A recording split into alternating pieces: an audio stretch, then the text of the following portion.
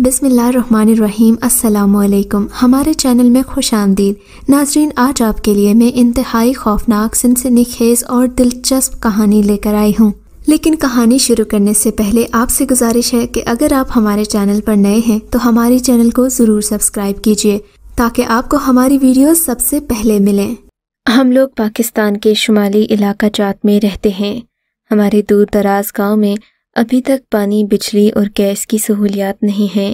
آج کل تو پھر بھی حکومت نے آسانی کر دی ہے، لیکن برسوں پہلے ہمارے گاؤں میں پانی لانے کے لیے کوئی انتظام نہیں تھا، بلکہ اب بھی حالات ویسے کے ویسے ہی ہیں۔ بہرحال جو کہانی میں آپ کو سنانے جا رہی ہوں وہ آج سے تقریباً 20 سال پرانی ہے۔ ان دنوں میری نئی نئی شادی ہوئی تھی، چونکہ میں نے اپنے شوہر سے محبت کی شادی کی تھی، جبکہ ان کی والدہ اس رشتے پر راضی نہیں تھیں۔ اپنے سسر کی حمایت اور اپنے شوہر کی محبت کی وجہ سے میں نے یہ جنگ جیت لی تھی، مگر میری ساس جو کہ میری تائی بھی تھیں وہ مجھ سے سخت خار کھاتی تھیں۔ وہ چاہتیں تو مجھے گھر سے نکال پھینکتیں، لیکن گھر میں تایا ابو کی چلتی تھی۔ تایا ابو مجھ سے بہت خوش تھے، بچپن سے ہی وہ مجھے بہت پیار کرتے، اپنی بیٹی مانتے۔ شادی کے لیے بھی میں نے اور شعیب نے انہی کا سہارا لیا تھا، ورنہ تو ہم اپنی محبت میں جدا ہو چکے ہوتے۔ بہرحال سسرال میں قدم جمانا آسان کام نہیں ہوتا، وہ بھی تب جب آپ کی ساس ہی آپ پر راضی نہ ہو۔ تائی امی ہر وقت میرے کاموں سے کیڑے نکالنے کی کوشش کرتیں، جبکہ شعیب مجھے کہتے کہ تم انہیں شکایت کا موقع نہ دیا کرو۔ دن اسی طرح گزرتے جا رہے تھے۔ بتاتی چلوں، ہمارے گاؤں میں پانی کی شدید قلت ہو جاتی تھی، اور گرمیوں کے دنوں میں یہ پانی گویا آب زمزم یا آب حیات جیسا قیمتی لگتا۔ عورتیں صبح سویرے ہی جا کر چشموں سے پانی بھر لیتیں اور پھر دن بھر گھروں سے نہ نکلتیں، کیونکہ دوپہر کے وقت دھوپ کی وجہ سے پانی سوکھ جاتا تھا اور ہمارے لیے گھروں میں پانی کا انتظام کرنا مشکل ہو جاتا۔ ایسے میں گدلے پانی سے کام چلانا پڑتا۔ میری ساس تو شروع سے ہی صاف ستھری طبیعت کی مالک تھیں، پھر میں آ گئی تو ان کی صفائی نصف ایمان ہی ہو گئی۔ انہوں نے مجھے کہنا شروع کر دیا کہ گھر میں پانی کی کمی نہیں ہونی چاہیے، تم جوان عورت ہو، گھر کے کام دل لگا کر کرو، تبھی تمہاری یہاں پر قدر ہو پائے گی، ورنہ تو خالی عورت کسی کام کی نہیں ہوتی۔ اپنی ساس کی باتیں سن سن کر میں تھک چکی تھی، لیکن پانی کا مسئلہ جائز تھا۔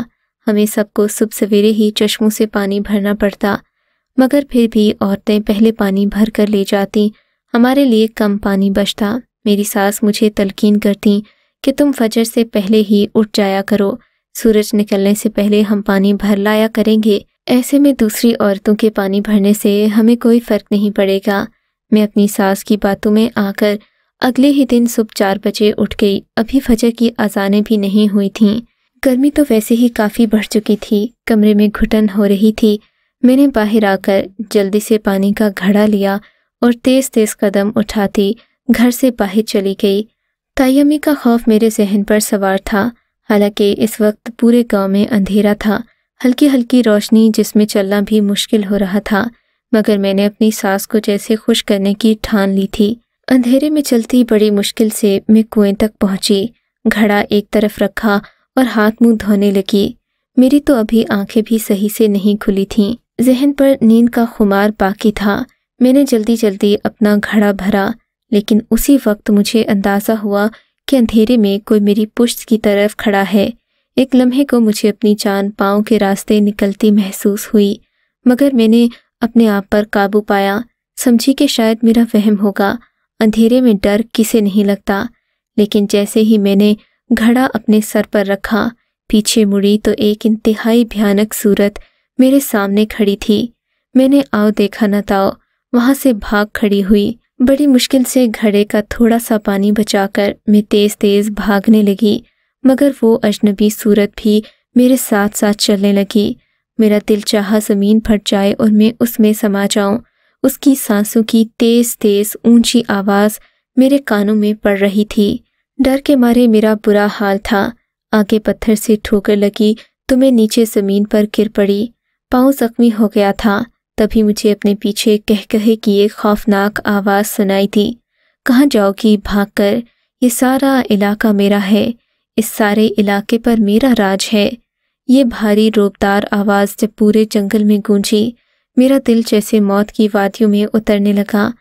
میں خود کو بہت بے بس محسوس کر رہی تھی۔ تبھی کسی کتے کے بھونکنے کی آواز آئی تو میرے پیچھے کھڑی بلا نہ جانے کہاں بھاگ گئی۔ میں بڑی مشکل سے اٹھی، بچا کھچا پانی لے کر آدھے راستے میں بیٹھ گئی۔ میری سانس بہت تیز ہو رہی تھی، چلنا مشکل ہو گیا تھا۔ میں اپنے گھر کے تھوڑے فاصلے پر ہی بیٹھی تھی، کم از کم اس کھاٹی سے میرا گھر نظر آ رہا تھا۔ میرے دل کو تسلی سی ہو رہی تھی، جو بھی تھا وہ پیچھے رہ گیا تھا۔ میں دوسری گھاٹی پار کر آئی تھی، اب بس جلدی سے مجھے اپنے گھر جانا تھا۔ اس سے پہلے کہ میں اٹھ کھڑی ہوتی، مجھے ماسی نذیرہ اپنی طرف آتی دکھائی دی۔ دراصل میں ماسی نذیرہ کے گھر کے پاس ہی بیٹھی تھی۔ میں نے دیکھا ماسی نذیرہ خوشی خوشی میری طرف بڑھ رہی تھی۔ ماسی کو دیکھ کر میری جان میں جان آئی۔ مجھے گھبرایا ہوا دیکھ کر وہ بھی مجھ سے پوچھنے لگیں کہ کیا ہوا۔ میں نے انہیں ساری بات بتا دی۔ بولی، تم پریشان نہ ہو، میں تمہیں گھر تک چھوڑ دیتی ہوں۔ انہوں نے ہمدردی میں بڑھ کر میرے سر پر گھڑا واپس رکھا اور میرے پیچھے پیچھے چلنے لگیں۔ تم ڈرو نہیں بیٹی، میں تمہارے ساتھ ہوں۔ بس نذیرہ بی بی، میرا گھر آ گیا، اب آپ چلی جائیں۔ آپ کا بہت شکریہ، کل دن کو آئیے گا، کھانے پر بات ہوگی۔ یہ کہہ کر میں نے پیچھے دیکھا تو نذیرہ بی بی کی شکل دیکھ کر میری جان ہی نکل گئی۔ وہی گریہا صورت والا شخص میرے پیچھے کھڑا مسکرا رہا تھا۔ نذیرہ کے روپ میں وہ دوبارہ میرے گھر تک آیا تھا۔ مجھے لگا جیسے آسمان میرے سر پر آ گرا ہو۔ میرے ہاتھ پاؤں شدید ڈر سے کانپنے لگے۔ تبھی اس نے اپنا عجیب و غریب ہاتھ آگے بڑھایا اور میرے کاندھے پر رکھنے ہی لگا تھا کہ میں گھڑا زمین پر پھینک کر بھاگ کھڑی ہوئی۔ بڑی مشکل سے گھر کے اندر تک پہنچی، دروازہ بند کیا اور تیز تیز سانسیں لینے لگی۔ مجھے اپنے گھر کے باہر وہی تیز سانسوں کی آواز سنائی دے رہی تھی۔ میرا دل ڈر کے مارے کانپ رہا تھا۔ میں سمٹ کر اپنے گھر کے کچن میں بیٹھ گئی۔ اسی وقت آذان ہو گئی۔ وہ بلا نہ جانے کہاں گئی۔ اذان ہوتے ہی میرے سب گھر والے اٹھ گئے تھے۔ گھر کی بتیاں روشن ہو چکی تھیں۔ جب سب نے مجھے اتنا سمٹا ہوا بیٹھے دیکھا تو مجھ سے پوچھنے لگے کہ کیا ہوا۔ میں نے انہیں ساری رام کتھا سنا دی۔ میری بات سن کر میری سانس حد سے ہی اکھڑ گئیں۔ تجھے کیا لگتا ہے تو نے پانی کا گھڑا ایک دن ضائع کر دیا تو اگلے دن میں تجھے پانی لینے نہیں بھیجوں گی؟ میں سب جانتی ہوں یہ تیرے ناٹک ہیں۔ خبردار، یہ سب یہاں نہیں چلے گا۔ یہ تیرے ماں باپ کے گھر چلتا ہوگا۔ یہاں رضیہ کی حکومت ہے اور رضیہ اڑتی چڑیا کے پر گن لیتی ہے۔ تمہارے بہانوں سے میں اچھی طرح واقف ہوں۔ تم میرے سامنے پلی بڑھی ہو، میرے سامنے چالاکی دکھانے کی کوشش نہ کرنا۔ میری ساس نے مجھے اچھی خاصی سنا دی۔ میری سمجھ میں نہیں آ رہا تھا کہ میں ان کو کیا کہوں۔ وہ مجھ سے عمر میں بھی بڑی تھیں، پھر ان کا رشتہ بھی ایسا تھا کہ میں کچھ کہہ نہیں سکتی تھی۔ لیکن میرا رب جانتا تھا کہ میں نے جو بھی کہا وہ 100% سچ تھا، اس میں جھوٹ کی ملاوٹ نہیں تھی۔ مگر میری ساس اس بات پر یقین نہیں کر رہی تھیں۔ گھڑا بھی ٹوٹ گیا تھا، جبکہ ساس نے اس بات پر الگ سے مجھے صلواتیں سنائیں۔ تھوڑی دیر بعد میں نے ناشتہ بنایا۔ جب گھر سے باہر نکلی تو جھاڑو دیتے ہوئے گھر کی بائیں صحن میں نے الٹے قدموں کے نشان دیکھے۔ یہ نشان دیکھ کر میرے ذہن میں جھماکا سا ہوا۔ رات کو وہی درندہ جس نے گھر تک میرا پیچھا کیا تھا، یقیناً یہ اسی کے نشان ہوں گے۔ میں نے فوراً آواز دے کر اپنی ساس کو بلایا۔ اماں جی، یہ دیکھیں۔ یہی کہہ رہی تھی میں، آپ یہ نشان دیکھ رہی ہیں، یہ اسی درندے کے ہیں جو الٹے قدموں میرے پیچھے چلتا ہوا آیا تھا۔ ساس نے ایک بار پھر میری بات کا بتنگڑ بنا ڈالا۔ بولیں، تو خود ہی الٹے قدموں چل کر مجھے بیوقوف بنا رہی ہے۔ یہ قدم کسی درندے کے نہیں، تیرے اپنے ہیں، پھر تو بھی تو کسی ڈائن سے کم نہیں ہے۔ ساس کی باتیں سن کر دل کھٹا ہو گیا۔ پورا دن گھر میں یہی بات چلتی رہی۔ ساس کبھی یہ بات کسی کو بتا کر ہنستی تو کبھی میرا مذاق اڑاتی اور طنز کرتی۔ میں ان کی اس بات سے عاجز آ چکی تھی۔ اگلی صبح جب پانی لانے کا وقت ہوا تو مجھ میں ہمت نہیں ہوئی کہ میں اٹھوں، لیکن میری ساس کا خوف اس قدر بڑھ چکا تھا کہ مجھے اٹھنا ہی پڑا۔ اچھا ہوگا جو میں مر ہی جاؤں گی، میں نے دل میں سوچا اور گھڑا لے کر گھر سے نکل پڑی۔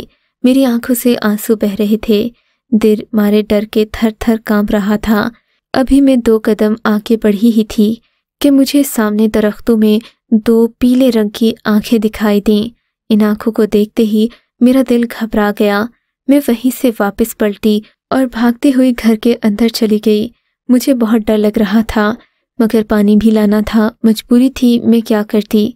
मैंने अपनी सास के जाकर कमरे पर दस्तक दी। इन्होंने जल्द ही दरवाज़ा खोल दिया। लगता था आज वो भी जाग रही थीं। क्या हुआ, इस वक्त क्यों दरवाजे पर दस्तक दे रही है? ताई अम्मी, मुझे पानी लेने जाना है, लेकिन रात बहुत गहरी है, डर लग रहा है, आप भी मेरे साथ चलें, वरना मैं नहीं जाऊंगी। मैंने सीधे मुंह कह दिया, तू नहीं जाएगी? तेरी हिम्मत भी कैसे हुई ये बात बोलने की? ताई अम्मी, अगर आज आपके होते हुए कुछ न हुआ तो बेशक अगले दिन से आप मुझे जूते मारकर पानी लेने भेजिएगा, लेकिन मैं सच कह रही हूँ, कुएं के पास कोई चीज़ है जो पानी लेने वाली औरतों को तंग करती है, उनके लिए मुश्किल खड़ी करती है, बाज़ औक़ात तो धक्का भी दे देती है। ये बात मुझे नगीन और शबीन ने बताई है। अब भले उनसे भी पूछ लें। बाकी औरतों को भी फजर के वक्त और मगरिब के बाद यहाँ वो दिखाई दिया है जो दरिंदा मेरे पीछे मेरे घर तक आया था। मेरी बात पर सास ने इतरा कर कहा, तुम चाहती हो कि मैं तुम्हारे साथ चलूं तो ठीक है, लेकिन अगर ऐसा ना हुआ जो तुमने कहा है तो मैं वाकई तुम्हें जूते मारकर पानी लेने के लिए भेजूंगी। मैंने कहा, ठीक है अम्मा जी, अगर आपको लगता है कि मैं झूठ बोल रही हूँ तो आप मेरे साथ चलिए। इन्होंने अपने जूते पहने और मेरे साथ चलने को तैयार हो गईं। हम घर से निकले तो अंधेरा कदरे कम हो गया था। मेरा दिल घबरा रहा था कि अब अगर वो वाक़या ना हुआ तो ताई अम्मा न जाने मुझ पर क्या इल्ज़ाम लगाएंगी, कहेंगी कि मैं बहाने करती हूँ ताकि मुझे घर के काम ना करना पड़े। दिल ही दिल में मैं दुआएं भी कर रही थी कि वो आफत हमें नज़र ना आए, लेकिन एक तरफ मुझे डर भी लग रहा था कि अगर ऐसा कुछ ना हुआ तो ताई अम्मी, अब्बा जान और मेरी अम्मी से भी इस बात का जिक्र ज़रूर करेंगी और फिर खामखा वो भी परेशान होंगे। हम लोग जब कुएं पर पहुँचे तो वहाँ दरख्तों की मौजूद होने की वजह से दोबारा वैसा ही अंधेरा देखने को मिला। हमारे पास पानी भरने वाले घड़े सफ़ेद रंग के होते थे। चूँकि सफ़ेद रंग के घड़े को अंधेरे में देखना भी आसान था, सो मैं पानी भरने लगी। अम्मा जी दूसरी तरफ पत्थर पर बैठ गईं और घड़ा भरने का इंतज़ार करने लगीं, मगर मैं जानती थी घर जाकर के मुझे बहुत बातें सुनाएंगी।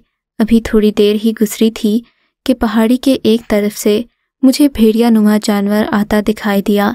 मेरे तो उसे देखकर ही रोंगटे खड़े हो गए। उसके सर पर सींग थे और आंखों में जैसे जलते हुए अंगारे थे।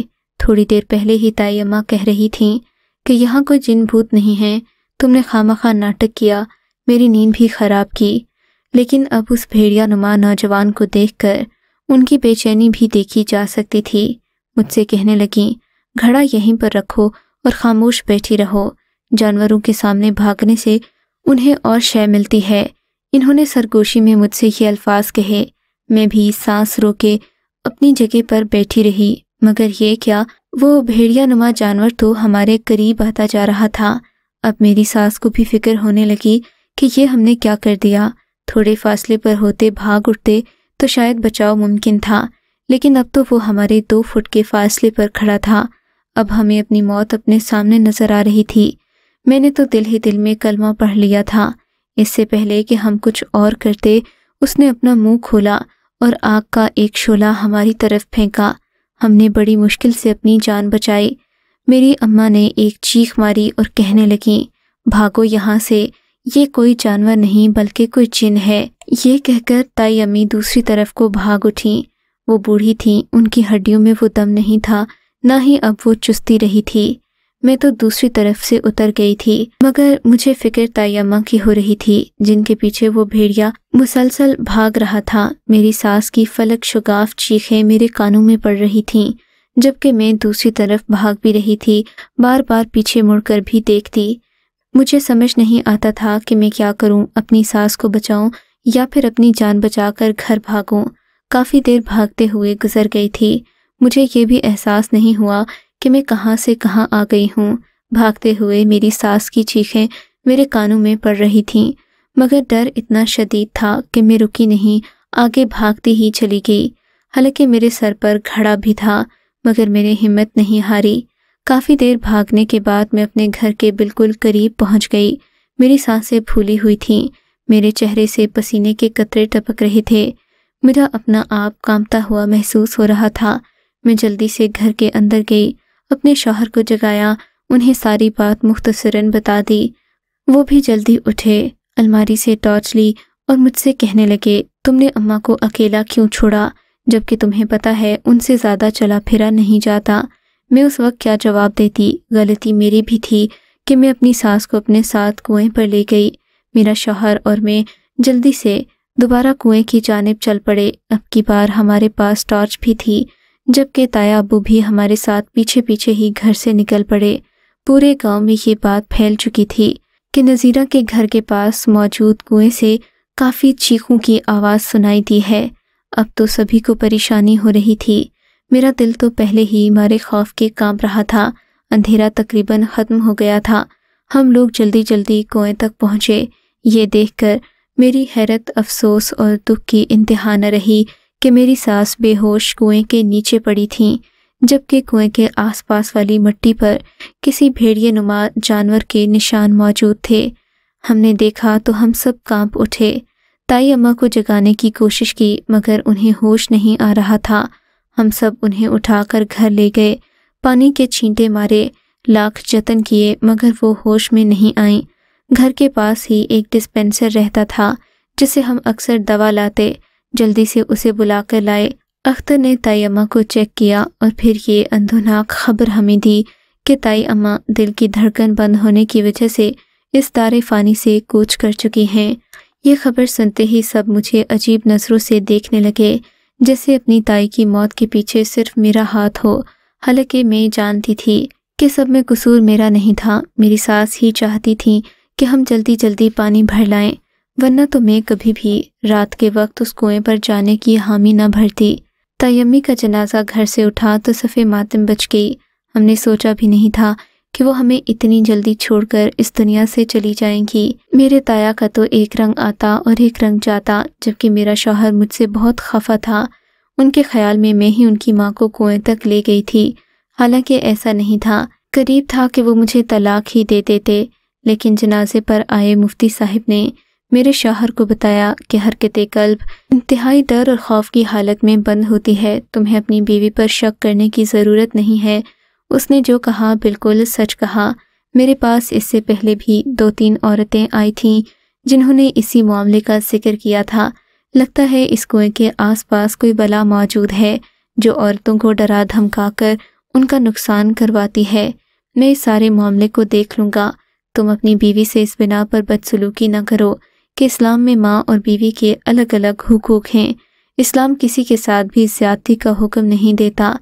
خدا کا شکر کہ علامہ صاحب کے کہنے پر میرے شوہر کو اس بات کا یقین آ گیا کہ ان کی ماں کی موت کے پیچھے میرا ہاتھ نہیں، لیکن اب بھی یہ معمہ حل نہیں ہوا تھا۔ اس واقعے کے بعد پورے گاؤں میں خوف و ہراس پھیل گیا، کوئی بھی اس کنویں پر جانا نہیں چاہتا تھا۔ اب عورتیں دن کے وقت ہی آتیں اور پانی بھر کر لے جاتیں، مغرب کے وقت تو کسی کے جانے کا سوال ہی پیدا نہیں ہوتا تھا، کیونکہ ایک تو کنویں کے آس پاس کافی درخت تھے جن کی وجہ سے یہاں اکثر اندھیرا رہتا، اور دوسرے یہ کہ یہ علاقہ انتہائی ویران تھا۔ پھر یہ ڈھلان پتھریلی تھی، یہاں سے کوئی بھی عورت بڑی آسانی سے گر سکتی تھی، اور پھر اندھیرے میں یہاں آنے کا مطلب صرف اور صرف اپنی بربادی تھا۔ لیکن کہتے ہیں کہ انسان کو کبھی نہ کبھی مشکل حالات ضرور دیکھنا پڑتے ہیں۔ ایک دن میرے میکے سے بہت سارے مہمان آ گئے جن کے ساتھ مجھے کافی دیر ہو گئی۔ میں کنویں سے پانی لینے نہ جا سکی۔ اب کافی زیادہ شام ہو گئی تھی، اندھیرا پھیل رہا تھا۔ مجھے کنویں سے پانی بھرنے جانا تھا، کیونکہ میں جانتی تھی اگر پانی نہ لایا تو گھر کا نظام نہیں چلے گا، اور پھر ان دنوں تو ہمارے پاس گدلا پانی بھی ختم ہو چکا تھا۔ تب میں نے اپنی مہمان عورتوں سے یہ بات کہی، وہ بھی ہماری رشتہ دار ہی تھیں۔ میری مجبوری کو سمجھ گئیں، کہنے لگیں تم فکر نہیں کرو، ہم سب تمہارے ساتھ چلتے ہیں۔ ویسے بھی پانی والا کنواں ہمارے گھر کے راستے میں آتا ہے، ہم وہاں تک تمہارے ساتھ چلیں گے، اور جب تک تم پانی بھرتی ہم تمہیں اکیلا نہیں چھوڑیں گے۔ ان کی باتوں سے مطمئن ہو کر میں ان کے ساتھ چل پڑی۔